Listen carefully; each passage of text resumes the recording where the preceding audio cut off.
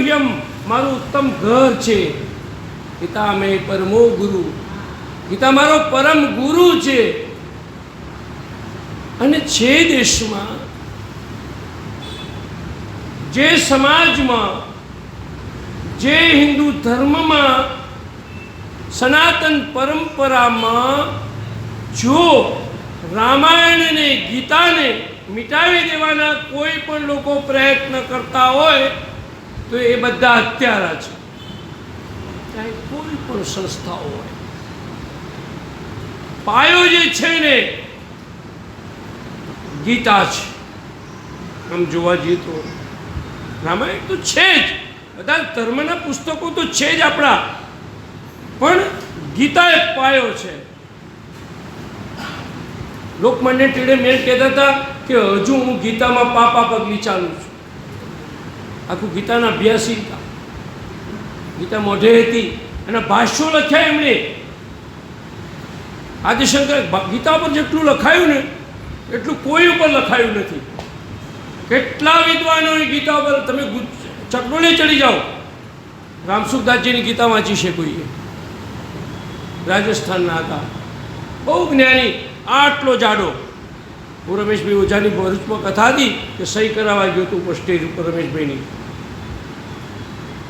એટલે ગીતા વિશ્વ પરિષદ બધા જાણતા જ હશો, વિશ્વ પરિષદ ધર્મ, બધા ધર્મની ભરાયેલી.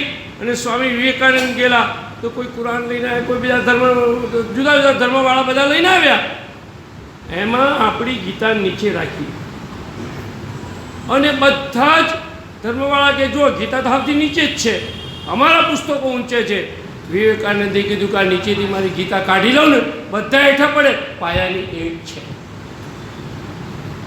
રામાયણમાં પણ જો પાયાની એક હોય તો ઉર્મિલા ન હોત તો રામાયણમાં કુરબાની કોઈ આપી શકે નહીં. જેની ઉર્મિઓ મળી ગઈ છે, બળી ગઈ છે, ટળી ગઈ છે, એવી ઉર્મિલા છે. એટલે આપણી ગીતાને અને લોકો ગમે અર્થ કરીને ગીતાને મટાવવાની વાત કરે છે. ભગવદ્ ગીતા કોર્ટમાં પણ તમને મૂકવામાં આવે, સોગન ખાઈ લો, જાઓ કેસમાં હારી જાઓ તો કંઈ નહીં, સોગન ખાઈ લો, આ ખેતર તમારું છે. ગીતાના સોગન ખાઈ જાય જજની આગળ તો ખેતર હોપાઈ જાય.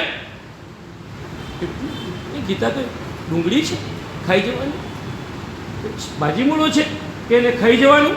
ગીતા ગીતા જ છે. ગીતાનો ઊંધો અક્ષર કરો, ત્યાગી, જેને ત્યાગી દીધું ને એને ગીતા મળે. અષ્ટાવક્ર ગીતા લખાઈ, લક્ષ્મણ ગીતા લખાઈ, પાંડવ ગીતા લખાઈ છે, કેટલી ગીતાઓ છે. અને ભગવદ્ ગીતા એમાં બધું જ આવી જાય.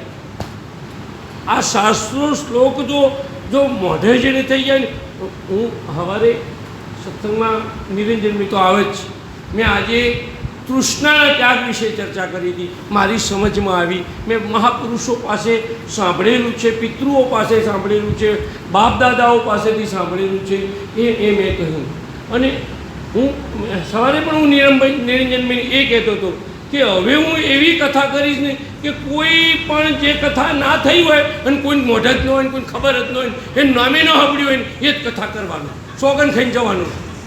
જ્યારે 2 વર્ષે, 5 વર્ષે, 10 વર્ષે મરતા જીવતા નંબર લાગી જાય વેઇટિંગમાં, આપણે વેઇટિંગમાં જ છીએ. આપણે અત્યારેથી લખાઈ દેવાની, ટિકિટ બુકિંગ કરાવી દેવાની, બસ એ કથા કરવી છે જેથી કંઈ હું હારી ન હતો. અત્યારે બીક રહેશ તમારી મને. કેટલો શ્લોક યાદ રાખો તમે? ક્યાંથી ક્યાં ગયા હોય. મોરારી બાપુ કથામાં ઘણી વાર કે હું ક્યાં હતો ભાઈ, મને ખબર જ નથી. બેની જે આગળ બેનારી બહેનો હોય ને કે આટલા આવ્યા હતા. પરમાત્માની કૃપાથી સત્સંગ મળે છે બાપ.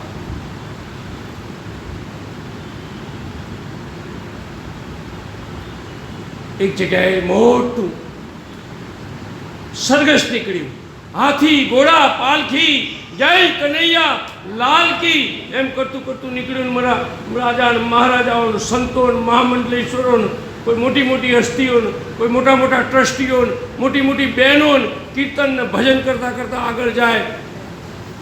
હાથીને, ઘોડાને, ટ્રકોને, ખટારાઓને જે કંઈ હોય એ વાહનોમાં બેસી અને આખી રેલી કાઢેલી, જેમ રથયાત્રા અમદાવાદમાં નીકળે છે ને એવી રીતે નીકળી. અને એ વખતે બધા જ મસ્તીથી ગાતા ગાતા જતા હતા. છેલ્લે એક લાકડીના ટેકે ટેકે ચાલતા ચાલતા એક સંત પાછળ બુઢા વાંકા વળી ગયેલા. અંગમ ગલિતમ પલિતમ મુંડમ દશન વિહીનમ જાતમ તુંડમ વૃદ્ધો યાતિ ગૃહિત્વા દંડમ તદપિન મુચ્ચત્યાશાપે. અને એ લાકડીના ટેકે ટેકે 80-90 વર્ષની ઉંમરને છેલ્લે પાછળ. મારા જેવાએ પૂછ્યું કે બાપુ તમે પાછળ કેમ રહી ગયા?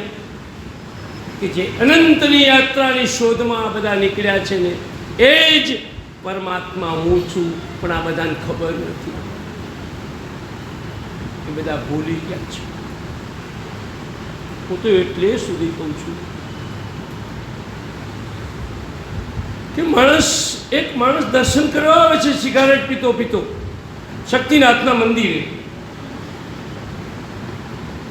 અને એ મંદિરના પગથિયે ચડે છે ને એટલે સિગારેટ બુજાવી નાખે છે, ઓલવી નાખે છે. એટલો એનો વિવેક છે કે ભગવાન આગળ બીડી પીવાય. અને બહાર આવીને પાછો એ બીડી પીએ છે તો શું એને માત્ર મંદિરમાં જ ભગવાન દેખાતા હશે? અને બીજી બાજુ અહીંયા અહીં કથામાં કેમ કે હરિવ્યાપક સર્વત્ર સમાના, તો બધે ભગવાન હોય તો બીડી શું કામ બધે બીજે પીધી તે? એટલે ભાઈ તારી બીડી હળગતી રહેશે અને તું એક દાડો ઓનોઈ જવાનું છે. બીડી સળગ વાત સાચી છે, બીડી હળગતી રહે ને આપણે ઓલવાઈ જઈએ.